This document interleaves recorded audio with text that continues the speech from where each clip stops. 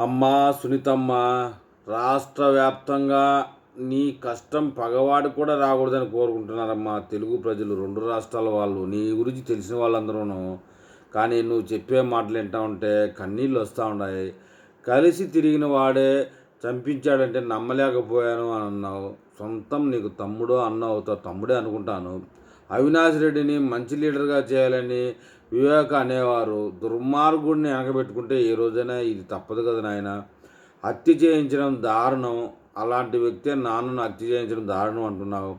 నాన్న అంతిమయాత్ర చేద్దానంటే జగనన్న వద్దన్నారని చెప్తున్నావు.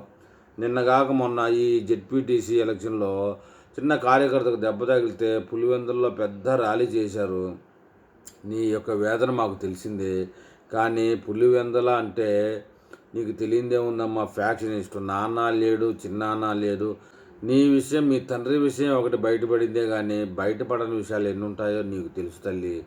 ఏది ఏమైనా నువ్వు, నీ భర్త, నీ కుటుంబం జాగ్రత్తగా ఉండండి. ఇకపోతే ఇవాళ ఒక కథనం విన్నాను.